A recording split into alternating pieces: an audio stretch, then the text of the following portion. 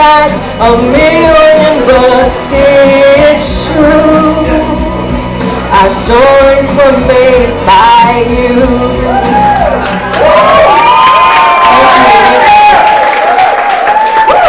Lively audience. Yes, yes, yes. Well, let me tell you a story. Imagine a place where there was a roaring dance hall in the 20s and 30s. Something like here, where on any given night you could walk in and see jazz pianist Fats Pinchon or up-and-coming jazz artist Louis Armstrong. Or how about a place where people would come from far and wide to see the city circus and to watch elephants roam the streets? Or another place where all-male baseball, it was like the World Series, all-male baseball team with its one female pitcher. Sounds like a cool place, right? Well, I got a story for you. That place is right here in Freetown. Yes, you would think it might be Chicago or New York City, but Freetown has stories that need to be told. Freetown has always been a historically very significant community, but a lot of our locals don't even know the history of this nationally registered area. So our goal, True Friends Society, circa 1880, is to create a sound lab, a studio inside of Lafayette's first African-American History Museum right here in Freetown. The True Friends Society nonprofit will manage the stories on a platform, self-sustaining platform, and neighbors, citizens like yourself will be able to walk, ride your bike, and come and share your stories. We can't always correct history or the lack thereof, but we can start making a change and documenting our stories right now, today. Our team is Ms. Ruth Foote, who is a historian and a journalist. Kelsey LaFontaine is a heritage preservationist. Sadie Shuffler is an archaeologist. We've got Milton Arsenault, who is a digital guru, myself, who is a sound recording artist, on-air personality, and a host of other community partners who have committed to help us to gather your stories. Why is it important? There is an urgency. We are losing a lot of that history. Mama and Papa are not going to be here all the time, y'all. So it's time for us to start gathering the stories of those culture bearers and the people that make Lafayette what it is. So we're trying to meet people where they are. We know that tech is starting to really take over. So with the push of a button, you can hear the stories through the voices, the crackle in their voices. That's why it was important for us to sing our own song and not let someone else's play, because you see just how meaningful it is when you can hear it coming from that person. Our goal is to collect 45 one-minute soundbite stories in the first year. The location, as I mentioned, will be inside of the museum, and the benefit is for us to learn to listen to each other and to find our commonality with one another.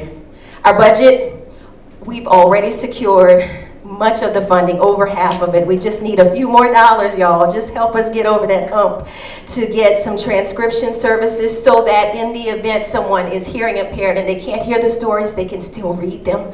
Or if English is not their first language, they can still listen to it in the language of their hearts. We need a digital archivist. We also want to hold a community launch to get those people off the porches and into the facility. So we're asking $33.86. And that's it, y'all. Thank y'all so much for listening.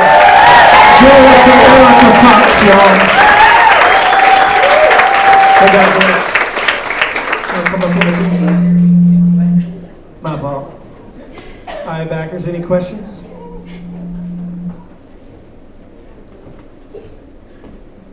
So this is a basic question.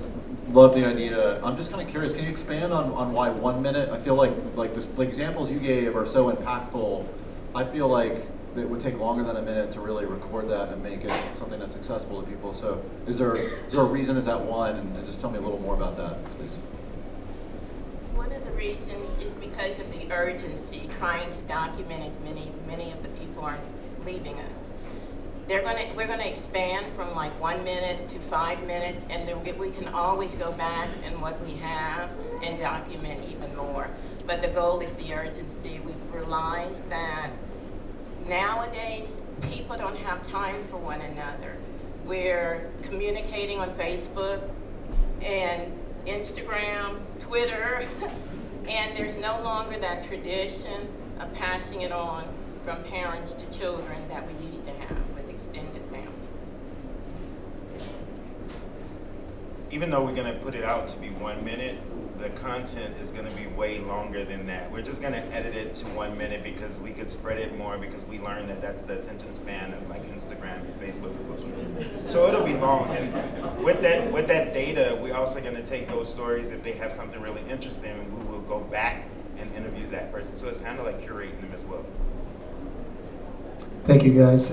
Any other questions for the backers? Sorry, I'm kind of a tech nerd, so I'm just wondering where y'all going to store all this stuff at to make sure it doesn't get lost or destroyed. We actually knew that was coming. So part of our budget is for that, because we do want a cloud, and we know that subscription is expensive. Although we want to be able to have a physical location available in Maison Freetown, so we'll host it there. But we also want a cloud drive, and also so we can share it with other people, so we don't just keep the information for ourselves. And I'd just also like to say that we did secure funding for that from the Atchafalaya Heritage Foundation, so they will be providing the assistance for the web development. It'll be its own self-sustaining platform. We will put some things on Facebook and Instagram, but in case Instagram or one of those go away, we will still have our own space that people can listen to these stories in perpetuity. Can you explain to us a little bit about your outreach plan to engage participants and get the stories?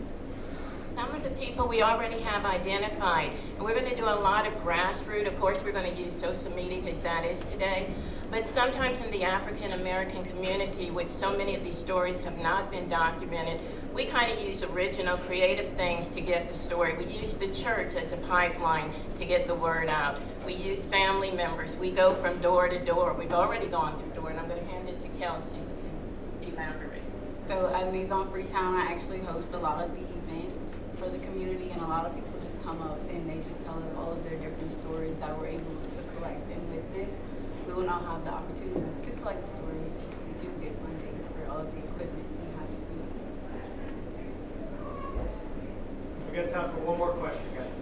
So I saw that you guys had the startup for the equipment, but then you have recurring costs annually. So what's the sustainable part of the concept?